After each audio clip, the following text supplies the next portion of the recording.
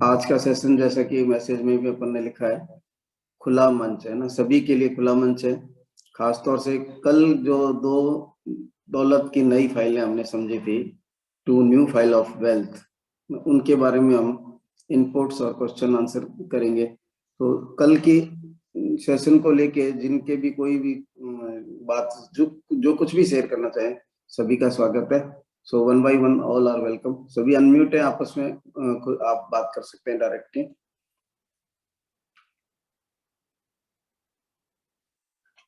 सबसे पहले कौन बात करना चाहेंगे? आपके सामने एक बहुत बड़ा पैनल आज रेडी है आपके सवालों के जवाब देने के लिए।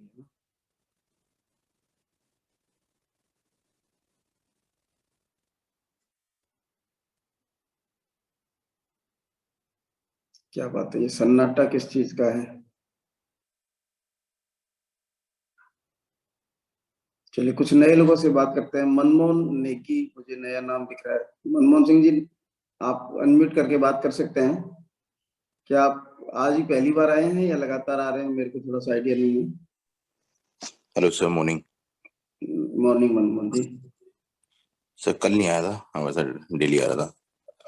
कल नहीं आए थे? ओके। हाँ सर, कल थोड़ा कुछ लेट हो गया था ऑफिस में रात में। अच्छा जी जी, चलिए तो कल के बारे में मेन बात तो करनी थी, लेकिन अगर आप कुछ और बात भी करना चाहें तो वेलकम है। कोई जरूरी नहीं अपन कल तक ही सीमित रहें। हाँ सर, अटेंड कर रहा था सेशन, काफी अच्छा लग रहा है। काफी लर्निंग मिल रही है। So trying to implement the same. वो 7 डे चैलेंज प्रैक्टिस कर रहा हूँ अभी। Very good. हाँ। चलिए और कोई? अदरवाइज फिर मैं बाय नेम ही बात करूंगा। सबसे जो काफी समय से एसोसिएटेड है इन सेशंस के साथ में, उनसे थोड़ा सा बात करते हैं। अरुणा सोनी जी, अगर कुछ बात करना चाहें तो।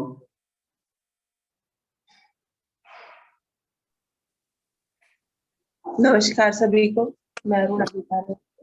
नमस्कार। तो ये बुक मैं एकदम बराबर पढ़ नहीं पा रही हूँ, पर टीचिंग्स मैं बराबर ले रही हूँ और मैं अभी दौलत के दूसरे सिद्धांत तक पहुंची नहीं हूँ। जो मैंने आपसे सुना था उसको मैं इम्प्लीमेंट करने के लिए कल मैं कोशिश कर रही थी पर हो नहीं पाया। आज मैं पूरा करूंगी उसको। समराइज जैसे उन्होंने कहा है कि पहले आप अपने कंडीशनिंग लिखें, फिर उससे जो अभी आपके जीवन में प्रभाव पड़ा है वो लिखें और उसमें अपनी समझ पैदा करें कि भाई ये किस वजह से हुआ होगा।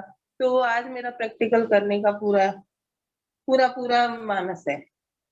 थैंक यू सर, आपकी टीचिंग्स बहुत शानदार होती है और उससे मुझे ये बुक समझने में बहुत आसानी हो रही है। Thank you so much. Thank you Aruna ji. चलिए अब हम चलते हैं। दीपक गुप्ता जी, मुझे एक नया नाम लग रहा है। दीपक गुप्ता जी, आप कल के सेशंस के बारे में या अभी तक के सेशंस के बारे में कुछ बात करना चाहेंगे?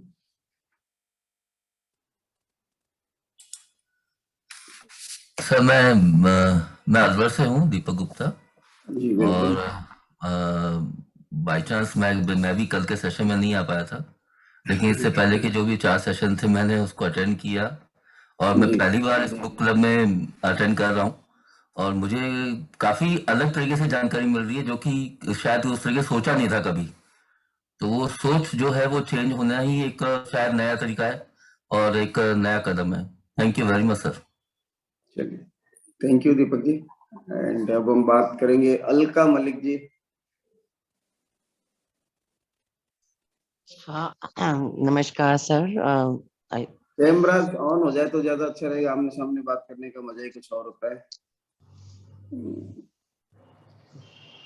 वो भी सुबह सुबह का थोड़ा सा चेहरा भी थोड़ा फ्रेश नहीं होता, इसलिए कैमरा ऑफ किया हुआ था।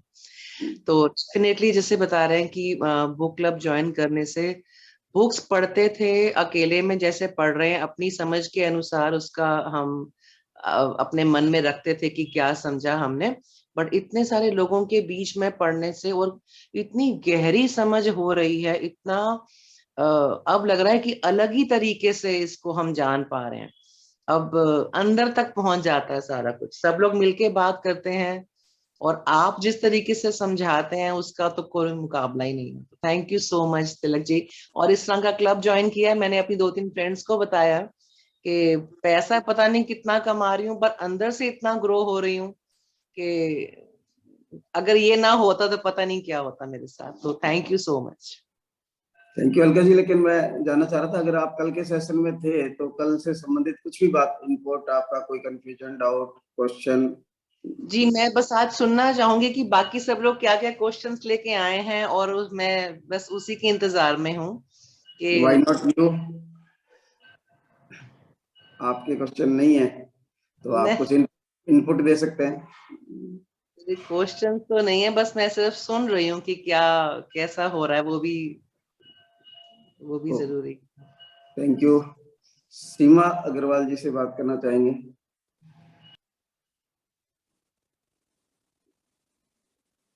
सीमा जी वेलकम है आपका। Well, thank you so much sir. मैंने एक बुक पढ़ी कल। इवन मैं डेली आ रही हूँ, लेकिन मैंने पढ़ना स्टार्ट कल से ही शुरू किया। कल मेरे पास आई थी बुक, तो मुझे काफी नई चीजें दिख रही हैं। इवन मैं अगर बात करूँ 7 डे चैलेंज की, जो परसों बात हुई थी, वो मैंने अपने ऊपर अप्लाई करना शुरू किया।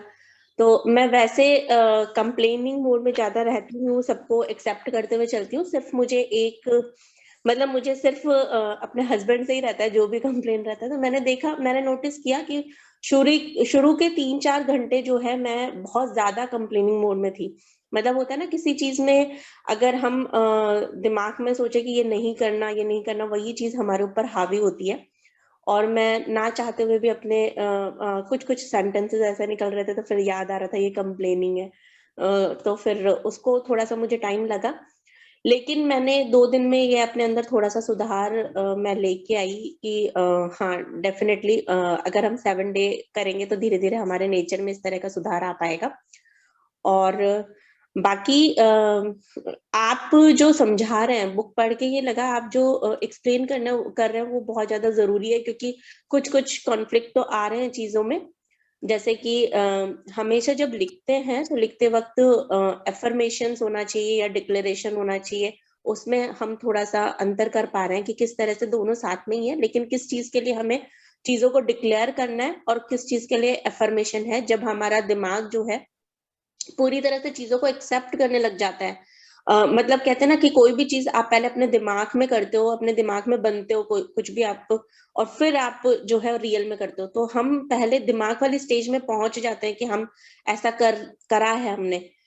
जैसे अगर मैं बात करूं अपनी, कि मैं अगर अपना गोल लेके चल रही हूँ कि मुझे फाउंडर प्लैटिनमशिप करनी है या फिर मुझे एमरल्ड जाना है, तो पहले मैं अपने दिमाग में क्लियर हो रही हूँ उस चीज के लिए, तो मैं एफर्मेशंस प्रॉपर तरीके से कर पा रही हूँ।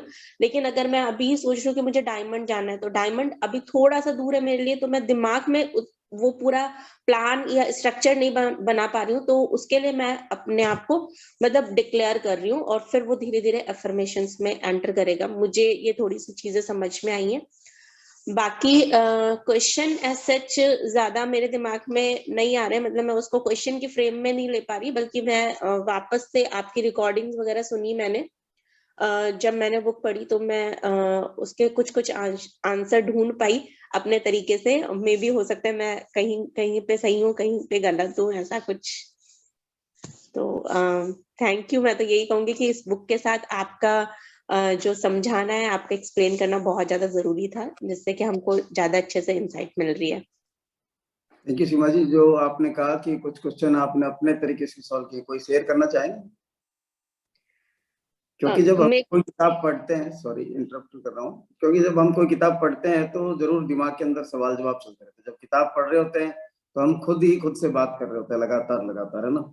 और इसीलिए कहते हैं किताब पढ़ने की बहुत ज्यादा इंपॉर्टेंस है, क्योंकि आपके अंदर के व्यक्ति को सिर्फ आप ही जान सकते हैं, उसके अंदर क्या कुछ है वो आप ही पहचान सकते हैं। सो ऐसा कोई एग्जाम्पल आप कल जो 2-3 क्वेश्चन आप कह रहे हैं उसमें से कोई शेयर करना चाहे तो? मुझे एक चीज लगी थी, पता नहीं मैं वो वहां पे सही हूँ कि गलत हूँ। मुझे उन्होंने ध्यान और प्रेम के बारे में बताया, तो मुझे बार बार ये चीज लग रही थी कि मतलब हम बार बार रिच पीपल की बात कर रहे हैं, अमीर बनने की बात कर रहे हैं, और कह रहे हैं कि इसके ऊपर आपको मतलब कुछ कुछ चीजें, फिर मुझे लगा कि क्या जब हम इस जर्नी में जा रहे हैं और हम हर तरीके से अपने को सुधार रहे हैं, अपनी चीजों को कर रहे हैं, तो कहीं हम इमोशनलेस तो नहीं हो रहे। मतलब मुझे पता नहीं क्यों ऐसा लगा कि इस चीज का इमोशन भी नहीं आना चाहिए, आपके ऊपर हावी नहीं होना चाहिए, उस चीज का इमोशन भी नहीं आना चाहिए। तो मतलब मुझे लगा कि कहीं ऐसे मतलब हम ये जर्नी को कंप्लीट करते करते इमोशनलेस तो नहीं हो रहे, मतलब अपने पूरे इमोशंस पे काबू, जैसे आपने भी एक एग्जांपल शेयर किया था कि हाँ वो होता है, अपनी ड्यूटी अगर होती है तो अपने इमोशंस पे काबू रखना चाहिए। जैसे आपने बताया था कि सरदार वल्लभ भाई पटेल का कि वो अपना केस कंप्लीट उन्होंने किया जब उन्होंने अपना खबर सुनी अपने मदर की, तो उन्होंने केस कंप्लीट किया, उसके बाद उन्होंने अपने इमोशंस को बाहर निकाला। तो ये वाला फर्क मैंने भी देखा है कि जो सफल व्यक्ति होते हैं वो अपने इमोशंस पे कंट्रोल पाते हैं, और एक आम आदमी जो है वो अपने इमोशंस को लेके बिखर जाता है। तो वही चीज है, वो चीज मुझे थोड़ी सी लग रही थी कि मतलब क्या मतलब हम जब अपने इमोशंस पे पूरा कंट्रोल कर लेंगे, अपने इमोशंस पे मतलब उसको उजागर नहीं होने देंगे, तब हम ये वाली जर्नी कंप्लीट कर पाएंगे। वो एक मेरे को एक क्वेश्चन था, वो मुझे मतलब मैं बहुत अच्छे से अपने आप को क्लियर नहीं कर पाई, लेकिन हाँ मैंने देखी है ये वाली चीज कि सफल व्यक्ति जो है वो अपने इमोशंस पे बहुत ज्यादा कंट्रोल रखते हैं। थोड़ा थैंक यू सीमा जी, बहुत ऑसम इनपुट्स दिए हैं अपने, जबरदस्त। और मैं समझता हूँ जितने भी लोग किताब पढ़ रहे हैं उनके सबके सामने ये प्रेम और ध्यान वाली लाइनें जब आई होंगी तो उलझन क्रिएट हुई होगी, लेकिन शायद उनको क्या करते बाईपास करते हुए आगे निकल गए होंगे। और ना तो हम सेशन में उनके बारे में कुछ बात करने के लिए उत्सुक हैं, क्वेश्चन करने के लिए उत्सुक हैं। तो ऐसा नहीं होना चाहिए, क्योंकि हम जब किताब पढ़ रहे हैं ना तो सुमित बहादुर जी तो कहते हैं ना, लाइन के नीचे की लाइन पढ़नी है। अगर कोई चीज हमारे सामने आ रही है और हम उससे क्लियर नहीं कर पा रहे हैं तो भी आगे चले जा रहे हैं, इसका मतलब हम सिर्फ पढ़ने के लिए पढ़ रहे हैं किताब को, जबकि उस किताब को हमको अपने जीवन में उतारना है। अब है ना, सिर्फ पढ़ने के लिए पढ़ेंगे तो फिर उसका कोई फायदा अपने को होने वाला नहीं है। जस्ट एक ब्रेन गेम या ब्रेन एंटरटेनिंग का प्रोग्राम बौद्धिक विलासिता हो जाएगी ना। जैसे शारीरिक विलासिता होती है ऐसे हम बौद्धिक विलासिता में जुट जाएंगे। तो ऐसा नहीं करना है। मुझे हैंडरेज दिख रहे हैं दो, मोनिका जी का, सो बात करेंगे मोनिका जी से एंड देन दीपक जी से, पिंकी एंड दीपक जी से। वेलकम मोनिका जी। या thank you so much sir, thank you. और सीरियसली सर, जब मैं ये आपके सेशन अटेंड कर रही हूँ मुझे ऐसा लग रहा है जैसे हम हिंदी के क्लासेस में होता था ना, टीचर हमें कुछ लाइन देती थी, उसके नीचे बाद में उसका भावार्थ समझाती थी, तो उसका डिटेल डिस्क्रिप्शन होता था कि एग्जैक्टली उस वर्ड का क्या मीनिंग हो रहा है। तो रियली इन सेशंस में आपके थ्रू मुझे वही फीलिंग आ रही है कि हाँ मैं चीजों का भावार्थ जान रही हूँ। और सर मुझे एक चीज जानना था, जैसे हम बात करते हैं कि पैसे को लेके सारे हमारे ब्लूप्रिंट होता है, हम सुन भी रहे हैं, मैं पढ़ भी रही हूँ, तो एक चीज जानना था, जैसे कि हम बचपन में सुनते थे कि पैसे को फिजूल खर्ची नहीं करना चाहिए, संभाल के रखना चाहिए, तो वैसा ही क्या हमारा ब्लूप्रिंट आगे भी जाता है? और फिर अगर हम लाइफस्टाइल की बात कर रहे हैं तो हम वो लाइफस्टाइल जब जीना चाहते हैं तो क्या वो चीज ब्लूप्रिंट हम पे हावी रहता है या फिर वो टाइम के अकॉर्डिंगली चेंज हो जाता है? Thank you Monika ji. Panel में से कौन जवाब देना चाहेंगे आज के पैनल में से?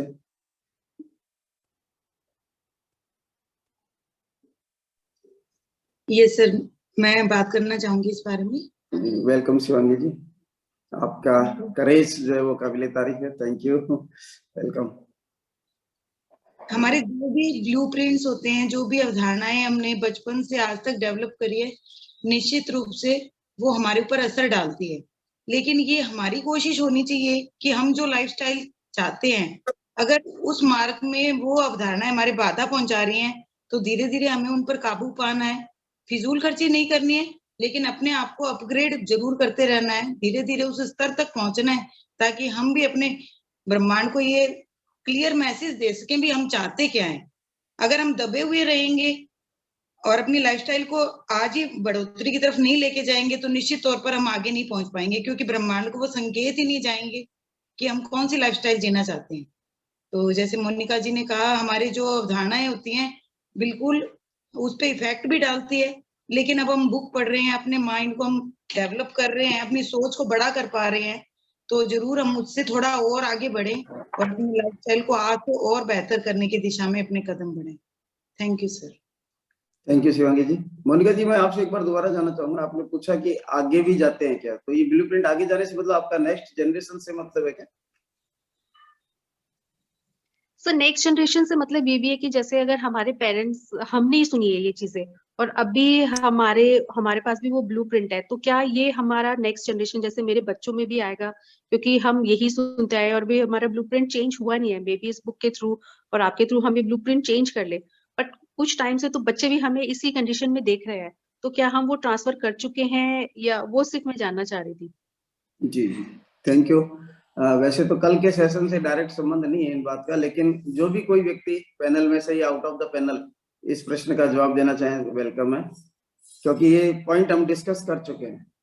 जी sir, Bhupinder this side and good morning to all and I want to answer sir.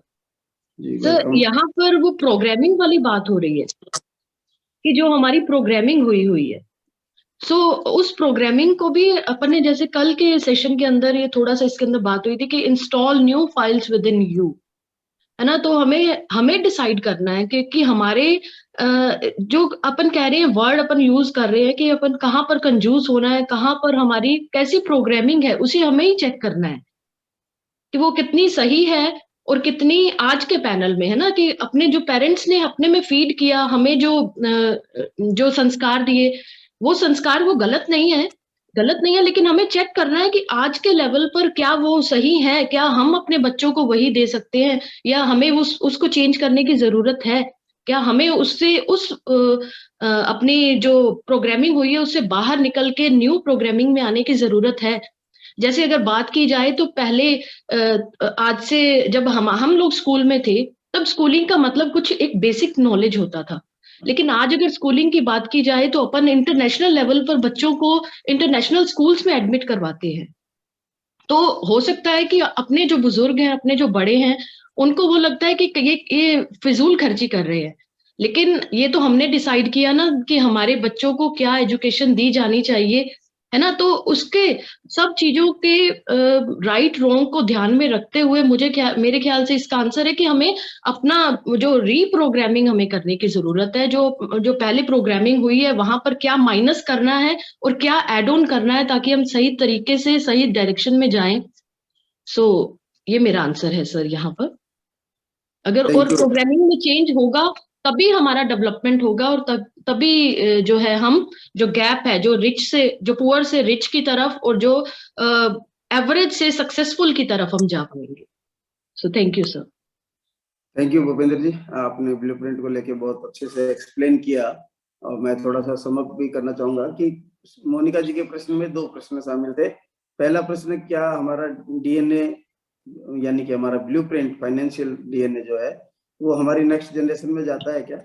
बिल्कुल जाता है, क्योंकि वो भी हमारे जिस तरह से हम कंडीशन हुए हैं through verbal programming, through modelling और थ्रू स्पेशल इंसिडेंट, है ना, ठीक उसी तरीके से वो भी ग्रो हो रहे हैं हमारे बीच के अंदर। तो हम जो बोल रहे हैं, जो हम कर रहे हैं, जो हम देख रहे हैं या हम उनको बता रहे हैं या उनके जीवन में कोई खास घटना घटित हो रही है, अकॉर्डिंग वो भी हमारे उस ब्लूप्रिंट को अडॉप्ट कर रहे होते हैं। तो जहां तक बात है अडॉप्ट करने की, तो अडॉप्ट करने के मामले में 2 चीजें होती है, या तो हम एज इट इज अपने पेरेंट्स को फॉलो करना शुरू कर देते हैं, और या फिर कुछ स्पेशल इंसिडेंट की वजह से हम उनके विरोधी बन जाते हैं। अगर पिताजी मेरे बहुत ज्यादा मितव्ययी थे, कम खर्च करने वाले थे, तो मैं एकदम पैसा उड़ाने वाला बन जाऊंगा या तो, और या फिर मैं उन्हीं को फॉलो करूंगा। ज्यादातर ऐसा ही होता है कि बीच का कोई इम्पैक्ट नहीं होता है, या तो हम उनके जैसे होते हैं और या फिर हम उनके विरोधी होते हैं। ये हम ब्लूप्रिंट आगे से आगे लेते हैं और निश्चित रूप से हमारा ब्लूप्रिंट आगे जाता तो है, लेकिन कई बार ये रिवर्स में भी जाता है, क्योंकि जब बच्चा हमारा अलग तरीके से कोई इम्पैक्ट हो जाता है तो वो अलग तरीके से उल्टा उसका जस्ट करने लगता है। नंबर 1 जो बात थी ये, और उसके अलावा फिजूल खर्ची का मतलब क्या है, ये हमको आपने जैसे बच्चे के स्कूल के एग्जांपल से बताया, बहुत बढ़िया लगा।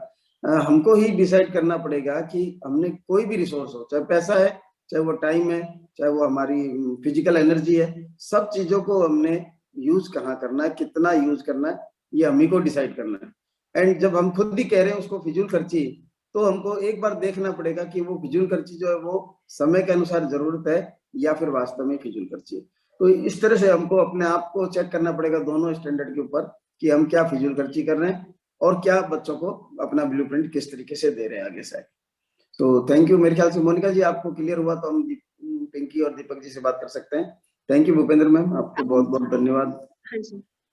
सर एक चीज और पूछ रही थी कि जैसे अभी तक हम अपनी प्रोग्रामिंग में अब चेंज कर लेते हैं, बट अभी तक जैसे बच्चा हमारे साथ रहा है तो क्या हम बच्चे की भी प्रोग्रामिंग बहुत जल्दी फास्ट चेंज कर सकते हैं अगर हम अपनी फाइल चेंज कर लेते हैं तो? जी बिल्कुल सही बताया, सही पूछा आपने। ये भी एक सवाल दिमाग के अंदर आता ही है। सो कौन जवाब देना चाहेगा आगे अब इनका इस सवाल का? एपी शर्मा जी, गुरप्रीत जी, शेर मोहम्मद जी, ये अभी तक शांत हैं, बात करना चाहें तो। सर अगर कोई नहीं देना चाहेगा तो मैं ट्राई करना चाहूंगी सर। जी वेलकम। जी सो मोनिका जी, बहुत ही अच्छा क्वेश्चन है आपका कि ये डेफिनेटली ये जो प्रोग्रामिंग है ना मैम, इसे चेंज करना मतलब इम्पॉसिबल नहीं है, लेकिन ये स्लो प्रोसेस है। आई थिंक ये स्लो प्रोसेस है। हमें पहले डिक्लेयर करना है, खुद को क्लियर करना है कि क्या हम चेंज करना चाहते हैं, क्या चेंजेस हम लाना चाहते हैं। लेकिन जब डेफिनेटली वो घर के अंदर आपके एनवायरनमेंट में चेंज आएगा, जब आपकी थिंकिंग में चेंज आएगा, तो आपके बच्चों की थिंकिंग में डेफिनेटली वो चेंज आने ही वाला है, पूरे घर के अंदर आने वाला है। तो अभी जैसे ये अपना नो कंप्लेंट्स जोन वाली बात भी है कि अगर हम इसे भी 7 डेज के लिए फॉलो करते हैं तो हमारे बच्चे, मैम ये बोला जाता है, जैसे टीचर्स के वे में भी ये बोला जाता है कि बच्चे वो नहीं करते जो आप उनको कहते हैं, बच्चे वो करते हैं जो आप करते हैं, आपको फॉलो करते हैं वो देखकर। तो यही होगा जब हम लोग अपने आप को चेंज कर लेंगे ना, तो हमें किसी को कहना नहीं पड़ेगा। हमारे एटीट्यूड में, हमारे बिहेवियर में, हमारी हैबिट्स के अंदर जो चेंजेस आएंगे, उनसे डेफिनेटली हमारे जो नेक्स्ट जनरेशन में ब्लूप्रिंट जाने वाला है, वो मेरे ख्याल से सही कॉपी होने वाला है। So thank you sir. Thank you Bhupendra ji. बिल्कुल आपने एक्सप्लेन किया कि प्रोग्रामिंग तो हम बच्चों को दे ही रहे हैं, अब नई प्रोग्रामिंग देनी है तो वो भी हमको देख के ही सीख रहे होते हैं। अगर हमने अपने बिहेव को चेंज किया है तो अगर बच्चे थोड़े से बड़े हो गए तो हम उनको एक अंडरस्टैंडिंग भी वर्बल भी कर सकते हैं, उनके साथ कन्वर्सेशन करके उनको बता सकते हैं कि कल तक घर में ऐसे हो रहा था लेकिन अब हम ऐसे करने जा रहे हैं क्योंकि ये चीज एक नई बात हमारे को क्लियर हुई है और उसके अनुसार या वक्त की जरूरत है, जो भी बात होती है। तो एक बच्चों को हम ऐसा नहीं कि बच्चों को बाय डिफॉल्ट हम ब्लूप्रिंट अपना बनाने दें या कंडीशनिंग होने दें, हम उनकी कंडीशनिंग को इम्पैक्ट भी कर सकते हैं, डायरेक्ट भी कर सकते हैं। So thank you very much. I think Monika ji को जवाब मिला होगा और सिर्फ टाइम बहुत तेजी से बीत रहा है, तो दीपक जी से 1 मिनट के लिए हम बात करना चाहेंगे। दीपक या पिंकी जी जो भी बात करना चाहें। Thank you so much sir. Sir मैं जब ये बुक पढ़ रही थी दौलत का सिद्धांत, तो उसमें मुझे 4 जैसे वर्ड्स का इसमें बताया गया था, TFAR, थॉट बताया गया, फीलिंग बताया गया, एक्शन बताया गया और रिजल्ट बताया गया। लेकिन इसी सब्जेक्ट को जब मैं पढ़ रही थी तो इसमें एक पेड़ का उदाहरण दिया गया था कि जब हम किसी पेड़ को देखते हैं और उसमें एक फल लगता है तो हम बोलते हैं ये फल खट्टा है, मीठा है, मोटा है, पतला है, तो उससे हम अंदाजा लगा लेते हैं कि ये मतलब ये स्वादिष्ट नहीं है ना। लेकिन कई बार हम जड़ तक जाते नहीं है। जैसे हमारी जो थॉट प्रोसेस है, हम चाहते तो हैं कि हम हमारी प्रोग्राम जो हम प्रोग्राम कर रहे हैं वो सही तरीके से हो और जो अपनी प्लानिंग है वो सही तरीके से हो। लेकिन कई बार हम देख रहे हैं, जब मैं ये बुक को पढ़ रही हूँ तो मुझे ये रियलाइज हो रहा है कि हम उस तह तक पहुंच ही नहीं पा रहे हैं। जैसे हम जड़ तक पहुंच ही नहीं पा रहे हैं, और जड़ को जब तक हम बेहतर नहीं कर पाएंगे तब तक अपनी थॉट फीलिंग को जो हम उसको बेटर नहीं कर पाएंगे। तो इसका क्या तरीका है सर? थैंक यू पिंकी जी, आपने बहुत अच्छा सा सवाल उठाया एंड इस सवाल का जवाब वही लोग दे पाएंगे जिन्होंने सेशन के साथ में किताब भी पढ़ी है। गुरप्रीत जी के पास किताब ऑलरेडी है, मुझे पता है। मैं चाहूंगा गुरप्रीत जी बात करें कुछ।